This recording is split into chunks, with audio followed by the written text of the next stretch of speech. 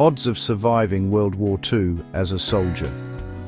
When we ask, what were the odds of surviving World War II as a soldier, we are usually asking the wrong question. We want a number, a clean, digestible statistic. We might hear that 1 in 8 American servicemen were killed or wounded, and, just file that away as the answer. But that number is a lie of omission. It's an average, and in war, the average soldier did not exist. The vast majority of the 16 million Americans in uniform never saw a front line. They were mechanics, truck drivers, Air Corps ground crews, and staff pincers in London and Honolulu. For them, the war was dangerous, yes, but it was a risk akin to a hazardous industrial job. The real question, the one that matters to the historian and the survivalist, is not about the average odds. It is about the specific odds. The moment you strap on a rifle and board a landing craft, or climb into the turret of a B-17 or take a spotter's position on a destroyer off Okinawa, the statistical bubble of the average soldier pops. You have just entered a different war with a completely different set of mathematical probabilities. And if you want to understand survival, you have to understand the environment that truly dictated who lived and who died, an environment often ignored in the grand strategic summaries. The first thing that determined your survival was the color of your uniform and the piece of ground you were standing on. This is the hard truth that gets buried under the weight of total casualties. An army is an ecosystem. At the top, you have the rear echelons. By 1944, for every 1 American infantryman on the front line in Europe, there were roughly 3 to 4 soldiers behind him supporting his effort. They had hot food, showers, postal service, and a relatively predictable routine. Their war was defined by logistics. But if you were in the infantry, specifically a rifleman in a line company, you existed in an entirely different reality. You were part of a tiny, expendable minority that bore the brunt of the fighting. In the European theatre, the infantry made up only about 14% of the army's total strength, yet they suffered more than 70% of the combat deaths. This wasn't a secret, and it created a profound and bitter divide. Frontline soldiers, brutalized by combat, developed a deep resentment for the RMFs, the Rear Echelon Mother, FS. They saw support troops as men who had successfully avoided the real war. The ultimate insult to an infantryman was reading in Stars and Stripes that men caught black marketeering in Paris were being punished by being sent to the front lines. Imagine the psychological weight of knowing that what you do every day is someone else's punishment. That resentment wasn't just petty anger, it was a survival mechanism. It was a way of coping with the knowledge that you were living in a world of permanent, acute danger, while others just a mile behind you lived in a world of routine.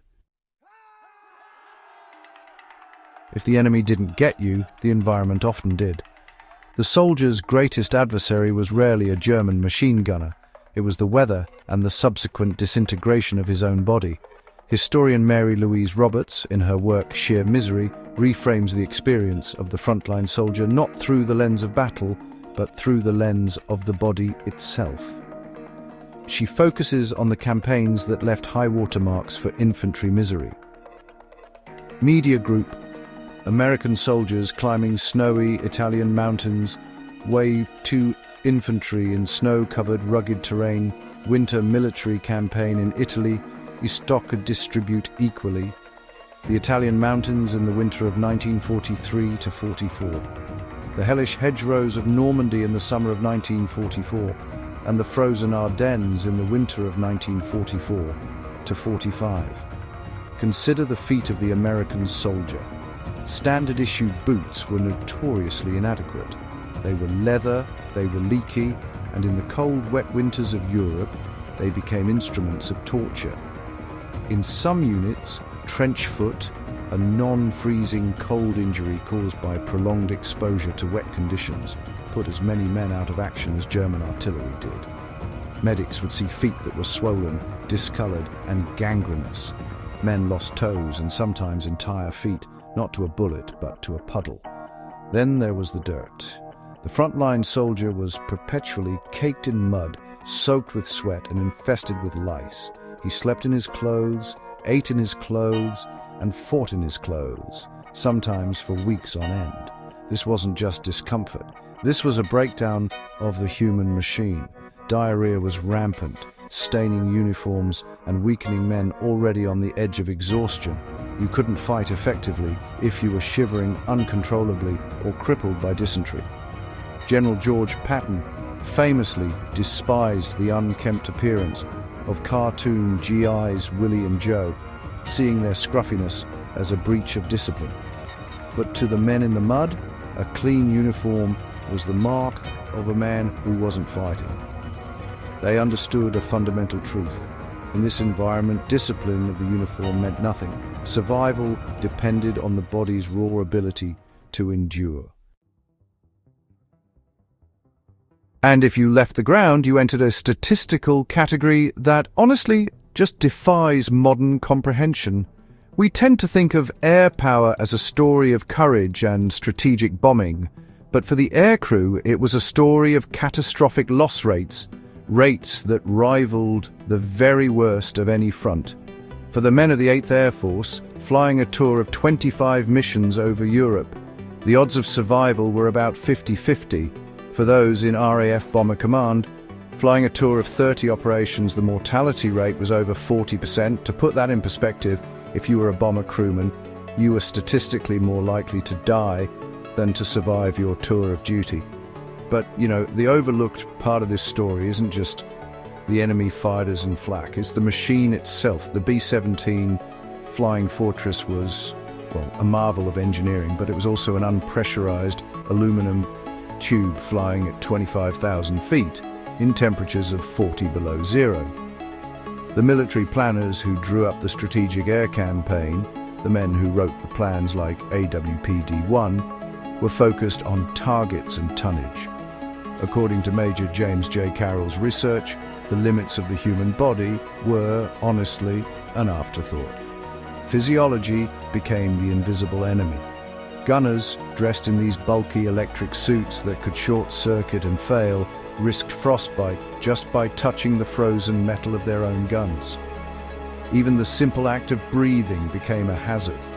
At altitude, the lack of oxygen caused hypoxia, leading to poor decisions. Men suffered from excruciating sinus and ear pain. Frostbite casualties were so common that they threatened to deplete crews as effectively as Luftwaffe fighters. You could survive the flak and the Messerschmitts only to have your hands become so frozen you could no longer operate your guns.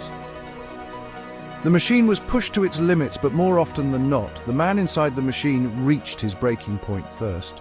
The survival lesson here is stark: technology is only as good as the biological organism operating it, and if you ignore the needs of the organism, your plan fails.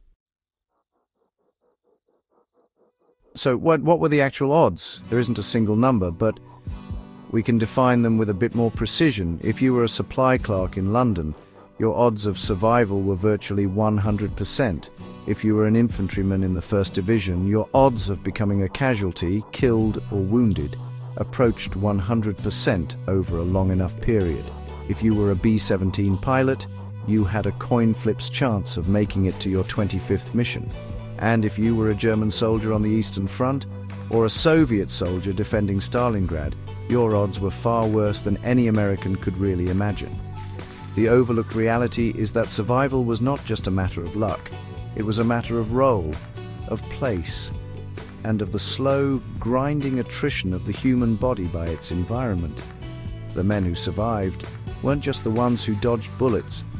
They were the ones whose feet didn't rot in the Ardennes, whose oxygen didn't fail at 25,000 feet, and who, somehow, retained the will to keep their heads down while their friends, just a few feet away, were obliterated by a shell.